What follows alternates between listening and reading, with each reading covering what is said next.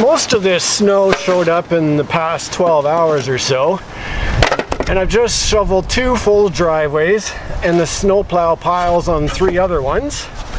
It's going to take about a week for my back to recover, I think, if not longer. But let's get inside to the board games and get going through my top 60 games. I'm on numbers 30 through 21 now, and just before I do that, I thought I would provide a little bit more context for this top 60 games that I'm doing, and that is to look at the total number of games I've rated and played, because if I'm doing a top 60 games and I've only played 70 games in my life, it doesn't necessarily mean a whole much. Doesn't necessarily mean a whole lot. So, as context, I started rating board games in about January 2008, and right around January 2015 I basically stopped trying to keep track of game ratings and that sort of thing.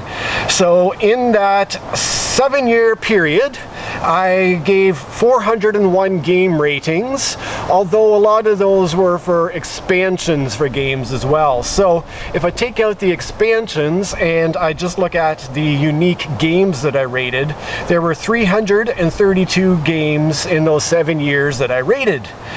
Now, in the, let's see, 4 years since then, obviously I've played a whole lot more games. I don't know how many though. But if I take into account the fact that I played 332 games in 7 years, and I factor in the fact that my actual game playing dropped off considerably when I had kids, which was about 8 years ago now, I would say that it's very safe to say that over the course of my lifetime, I've played 400 board games. It's probably more than that, but it's at least 400. So given that, the 60 games that I am doing for this series represents 15% of the total number of games that I've played. Now, let's get warm out of this minus 20 degree weather and talk about my top 30 through 21. Oh, for f***ing sake, God, this.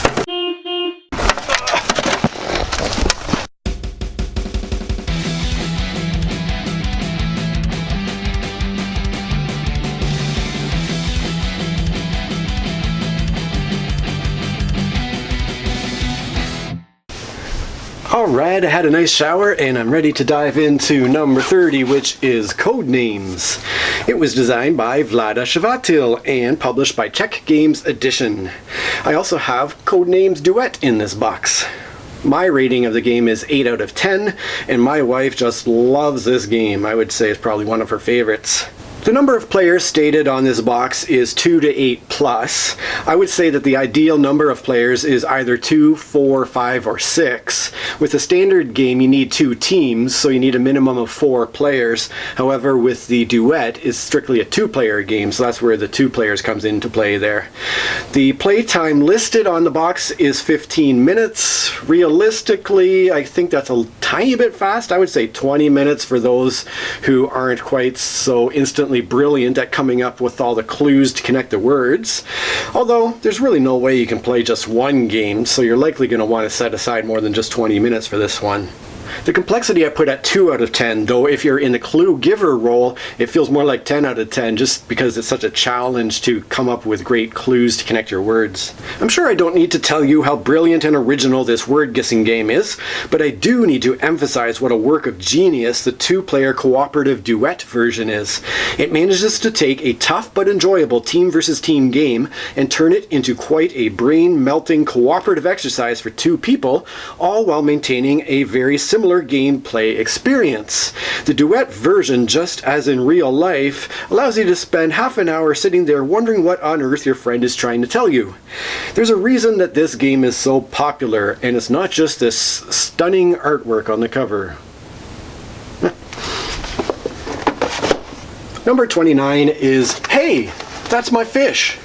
It was designed by Gunter Cornett and Alvydas Yakuliunas, and it was published by Fantasy Flight Games. Actually, there have been a few editions of this game over the years, and the one I have here is the extra tiny and portable Fantasy Flight Games edition, although my wife made me a set of amazing Fimo penguins for the game that I have on my shelf as well. My rating of the game is 8 out of 10. Some years back when my wife rated it, she gave it a 5 out of 10. It's not really her style at all. The number of players on the box is 2 to 4. The sweet spot for this one is definitely 3 players. The playtime listed on the box is 20 minutes, which seems like a rare overestimation because the realistic playtime was more like 10 minutes. The complexity is 2 out of 10. It's super simple, but is it ever nasty? Ever since I first played this game about 15 years ago, I've been very impressed by what an incredibly tactical game could be created with such a minimalistic rule set. Players are moving penguins around a board attempting to collect the most valuable fish, but just as in real life, indiscriminate harvesting of resources causes destruction of the natural environment. The gradually disappearing board means that the movement of the penguins is less about getting to the 3 fish tiles than it is about entrapping your opponent's penguins in small sections of the board. So don't let those cute cartoony penguins fool you. Their cuddly image hides a very nasty cutthroat game. Of all the games I've ever played, this is the only one that has indirectly caused a grown adult to cry actual tears of anger. And don't get me started on this BS of the setup taking as long as the gameplay. With 2 people working together, the board can be set up in about 60 seconds at most. It is a very fast playing game, mind you. I've talked about this one in the Blue Lagoon video that I linked at the end of the last video in this series, so feel free to check that out if you want. Oh my goodness, we're about to get into some monster games now. Number 28 is Star Wars Rebellion. This was designed by Corey Kaniska and published by Fantasy Flight Games. I don't own the Rise of Empire expansion. I've been waffling on that one, but so far I don't feel like I get to play the game frequently enough to justify the high cost of the expansion, but I do have my eye on it. My rating for this one is 8 out of 10. My wife has never played it.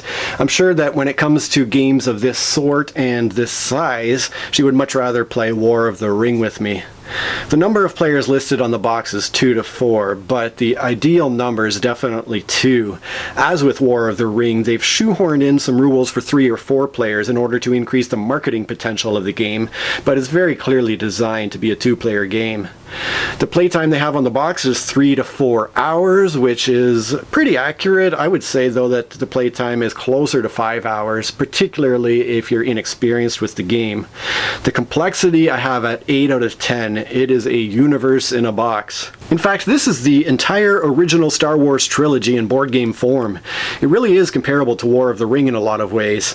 It's a massive, theme-driven game where one militarily weak player is attempting to accomplish some goals, while the other player is trying to overwhelm them with military might and work toward different goals, with both players using specific leader characters to drive the important action. Both games utilize card-based gameplay and dice-based combat. However, Star Wars Rebellion's gameplay isn't quite as overwhelmingly complex as that of War of the Ring. Star Wars Rebellion also has a very interesting cat and mouse element, with the rebels needing to keep the location of their base a secret, which makes for a constantly tense game for the rebel player. But I find that playing as the Imperial forces can get somewhat frustrating and boring because they have to more or less randomly probe throughout the galaxy to locate the base, only to then have it disappear and relocate when it's finally found. Overall, though I'm not a Star Wars fan, is it safe for me to continue? I do find this game to be quite an epic experience, and I enjoy it a lot. The next epic game is at number 27, and it is Merchants and Marauders. It was designed by Christian Markuson and Casper Asgard. It was published by Zedman Games. I do own the Seas of Glory expansion, though unfortunately I haven't had a chance to play it yet. I actually put quite a lot of time and effort into designing a couple of homemade expansions that I called Mobile Merchants and Ports and Forts, though I would probably leave all that stuff out if I were to ever try the real expansion. I rate the game 8 out of 10, and my wife enjoys it quite a lot too, although it's been ages since we've had a chance to play it. The number of players shown on the box is 2 to 4, and the ideal number is 2 to 4. The playtime listed on the box is 3 hours, though realistically I think you'd want about 4 hours, especially if you're playing to the full 10 victory points. The complexity I have at 9 out of 10. There are so many rules and so many moving parts, and that's without the expansion elements added in. Just as designer Christian Markison's other game, Clash of Cultures, is, for me, the definitive civilization game, I will say with confidence that Merchants and Marauders is the definitive pirate game. Sadly, I haven't played it in years because it's such a beast of a game to set up and play through while trying to remember all those rules. What's especially cool about the game, and the reason for all those rules, is the open world nature of the experience that allows players to just sail around and do whatever they want. They begin the game as innocent merchants, but at any point can make the leap to piracy. While the option to remain a merchant for the entire game is there, I believe that, just as in real life, a key strategic point is knowing when to make that switch to become a pirate. But enough of the chit-chat, me hearties. I've got a leg to peg, an eye patch to snatch, a ship to equip, a village to pillage, a governor's daughter to slaughter, a cup of rum to put in me tum, some pieces of 8 to appropriate, and a guy with a black spot that needs to be shot. Arrgh. One of the newest games in my collection is already up at number 26, and that is Shadows in Kyoto. It was designed by Wei Min Ling, the original idea was by Yung Ying Ding, and it was published by Emperor S4. I rate the game 8 out of 10, and while I have played it once with my wife, she hasn't requested to play it again, so I don't think she was super excited by it. The number of players listed on the box is 2 players, because it is strictly a 2-player game. The playtime listed is 15 to 30 minutes, and I would say that 30 minutes would be the realistic playtime there. The complexity is 3 out of 10. Learning is easy, but there's definitely some strategic depth to discover with this game. One game I enjoyed a lot as a child was Stratego, a capture the flag game with hidden army units. Then Reiner Knizia took that basic framework, stripped it down a bit, added a bunch of really cool little features, and created the excellent game Lord of the Rings: The Confrontation. Well, now we have Shadows in Kyoto, which is best described as a stripped-down, card-based version of Lord of the Rings: The Confrontation that has some really cool features of its own. Each player has 6 secret agents of varying strengths, 2 of which are carrying real intelligence, and 4 of whom have fake intel. You win the game if you get one of your agents with the real intel to your opponent's side of the board, or if you capture both of the enemy agents who are carrying real intel. However, you can't just go around stomping on the enemy agents with your strongest agents, because just as in real life, if you capture 3 enemy agents who are carrying fake intelligence, you immediately lose. There are also special items and special characters that make playing each side slightly asymmetrical. So there's a lot packed into this little gem, and I can't wait to explore it some more. So I'd packed up all my gear only to realize that I'd somehow skipped right on by my number 25, which is Raptor. This was designed by the dynamic Bruno duo of Bruno Catala and Bruno Feduti. It was published by Matago. My rating of the game is 8 out of 10, and my wife has not played it because I don't see it as being her type of game. Weirdly enough, the playtime listed on the front of the box here is 25 minutes, while the playtime listed on the rear of the box is 30 minutes. Not sure exactly how that happened, but 30 minutes is a pretty accurate playtime for this game. The complexity I put at 3 out of 10. You choose a card, you play a card. But what card will your opponent play is the question. Raptor has been on the short list of my games to be auctioned so many times now. I mean, the cover art is amongst the worst I've ever seen. I dislike the theme of scientists trying to capture baby dinos. It's much easier to win as the scientists until you get a fair bit of experience with the game, and I've never watched Jurassic Park. Please don't throw any rotten vegetables at me for this video. But despite all that, This game falls right into that simple yet highly tactical, asymmetrical two-player sweet spot that I love so much. Each turn, both players simultaneously choose a card that has both an action point number and a special action listed on the card, and then they reveal the cards. The player with the lower numbered card performs the actions shown, and then the player with the higher numbered card uses a number of action points that is the difference between both numbers on the two cards. The scientists win if they capture 3 baby raptors, or if they get enough tranquilizer darts into Mama Raptor to put her to sleep. And just like in real life, the dinos win if they eat all the scientists that are on the board, or if 3 baby raptors escape. It's all about the actions and the action points, and outguessing what card your opponent is going to pick. Plus, I would definitely include myself amongst the Bruno Catala fanboys. Right, Z?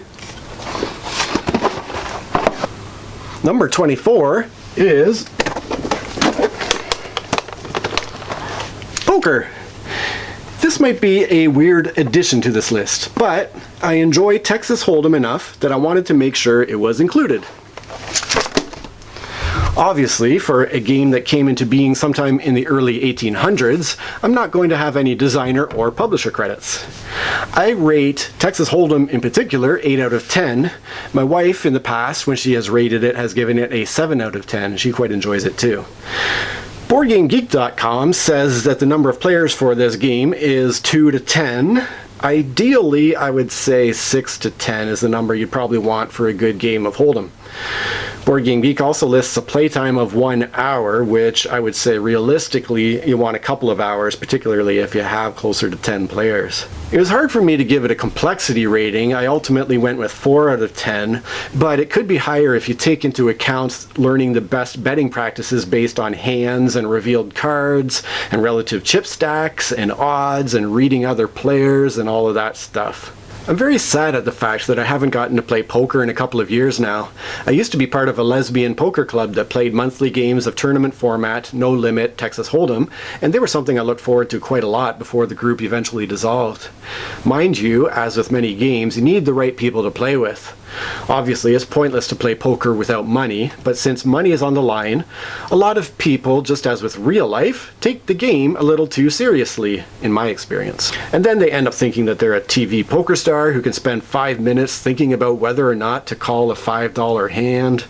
It's definitely fun to play against skilled players, but hopefully those skilled players are friends who are there to have a fun evening together. And there's just nothing like the thrill of coming home from a night out with friends $100 richer. I brought up civilization games earlier when I mentioned Clash of Cultures, and my number 23, Deus, is a somewhat abstracted take on Civ games. It was designed by Sébastien Dujardin, and it was published by Pearl Games. I do own the Egypt expansion, which is straight up one of the best board game expansions ever. Seriously. My rating of the game is 8 out of 10, and my wife enjoys it quite a lot too. The number of players listed on the box is 2 to 4, and the ideal number of players is 2 to 4 because the map size scales nicely for the player count. The playtime listed on the box is 60 to 90 minutes, and the realistic playtime I would put at that 90-minute level. The complexity I give 6 out of 10. It's a pretty unforgiving game for beginners due to the challenge of getting a resource and money production engine up and running to get your civilization off the ground. So rules-wise, it's not terribly hard, but the gameplay is definitely challenging. The same designer who created Troyes, or Troyes if you're American, brings quite a unique take on a Civ-themed engine-building game to the table. Deus is similar to both First Train to Nuremberg and Real Life in the sense that I feel like it's beating me up while I struggle just to make positive progress. But it's a very rewarding experience when I succeed in doing so. The primary gameplay mechanism is somewhat hard to describe, but it's sort of a cross between deck building and tableau building in that cards that are added to a specific part of your civilization trigger the effects of all the other cards that were previously added to that section. Meanwhile, you're trying to get to the key locations on the board, and it feels like you're trying to juggle 5 bowling pins, but at the end of the day, it's a fun challenge. Oh, and that Egypt expansion, it changes everything, or it changes just as much as you want it to change, but at the same time, it maintains the core of everything, and it's just brilliant. So there you go, Deus. Look up, way up, for my number 22, which is Wings of Glory, World War I. You can't see all the dust on the top of my shelf from there, can you? This game was designed by Andrea Angiolino and Pier Giorgio Paglia, and it was published by Ares Games. The whole system used to be called Wings of War, and then they rebranded with Wings of Glory. I do own both of the Wings of Glory World War I dual packs, as well as the Ace cards and Career Deck promo packs, and I also picked up a couple of extra aircraft, a Breguet and a Rumpler, so that I could have a couple of two-seater aircraft with rear gunners. The game gets a rating of 8 out of 10 from me. As for my wife, she has very mixed feelings about games with programmed movement. She loves Lords of Zidit and Colt Express, but really does hate games that are more along the lines of Robo Rally. The number of players listed on the box is 2+. That's not inaccurate, as you can basically have as many players as you have aircraft to play with. Ideally, I would put it at 2 to 6. The playtime is also listed as 30+ minutes, which is fair enough as a starting point, but realistically I would say more like 90 minutes is what you'd want if you have a large number of players playing a more complex mission. The complexity I have at 4 out of 10 when you count for all the various optional rules and missions and aircraft and so forth. Wings of Glory is an air combat game where, just as in real life, everyone simultaneously plans their actions, then lets it play out to see what happens. It sure would be great fun, if only I had a few people to play it with. The World War II version of the game is supposedly more interesting because of the increased maneuverability of the aircraft, and then there's the Star Wars X-Wing series, which controversially took this system and applied it to that particular franchise. But for me, nothing matches the aesthetic appeal of those first World War aircraft and the Knights of the Air who flew them. It's an enjoyable game even when your best laid plans go down in flames, and even then it's pretty hilarious. Hey, speaking of games with programmed movement, number 21 is Kings of Air and Steam. This game was designed by Scott Alms and published by Tasty Minstrel Games. I rate the game 8 out of 10, and my wife has enjoyed it over the years with me too. The number of players shown on the box is 2 to 7. Ideally, I would say you'd want 2 to 5 with this one. The map size does scale based on the player count, but do not make the same mistake I made. On my very first play of the game, I played with the full 7 players, all of whom were new to the game, and we didn't sit around the table in player order. It was one of the most mentally exhausting gameplay experiences I've had, because I was trying to run the game and keep track of all the players' actions in all the proper order. Oh my goodness. The playtime on the box shows 1 to 2 hours, which is a wide range, but that's due to the wide range of the player count. Realistically, I'd say 1.5 hours is probably accurate. The complexity I have at 4 out of 10. It's pretty easy once a player understands how all the interlocking mechanisms interact with each other to make things happen in the game. This lovely game is a brilliant mix of mechanisms that include pick up and deliver, simultaneous action selection, market goods valuation, and unique player powers that are all beautifully blended together in a smooth flowing play experience. Players need to build a rail network and coordinate with their airship to most efficiently bring goods from the factories to the cities which, just as in real life, only accept one type of good each. It's an enjoyable logistics exercise, and I also love the steampunk theme and the Josh Capel artwork that gives such vivid life to all of it. We've played it so much over the past 7 years that it was starting to feel played out, so you can imagine my excitement when an expansion for the game, called World's Fair, went up on Kickstarter. And then you can imagine my crushing disappointment when it failed to fund. Boo earns. Oh well, the base game is still really great.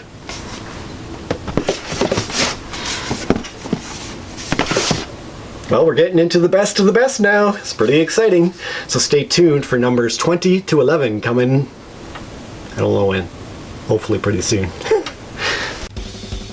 Hey, it's Josh. You know why I'm here. Sometimes you just need that friendly reminder to give a little thumb up, to subscribe to the channel, to share the video with somebody who would enjoy it. Thanks so much for watching. Cheers. Alright, I had a nice shower and I'm ready to no, apparently I'm not ready. for an additional fun experience. What am I ad-libbing for? Don't ad-lib, it's all on your paper, you dummy. You're wondering what on earth your friend is trying to tell you.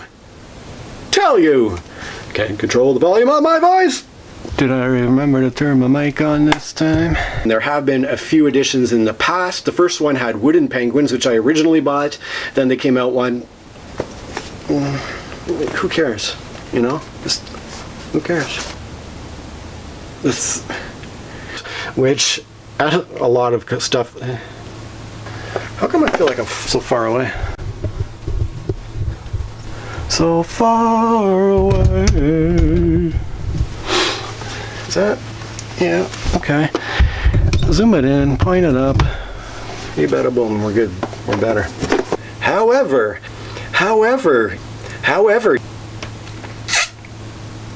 the publisher decided to take the rather unusual step of listing the playtime as 25 minutes. Oh, it says 30 on the box. Which is straight up one of the best board game expansions is.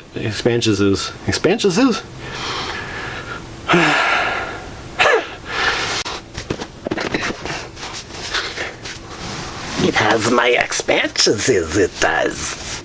Is Deus, which is a somewhat abstracted take on expansion games. Is Kings of Air and Steam. Hey, speaking of programmed movement. And was published by Tasty Minstrel Game. Tasty. And we didn't sit around the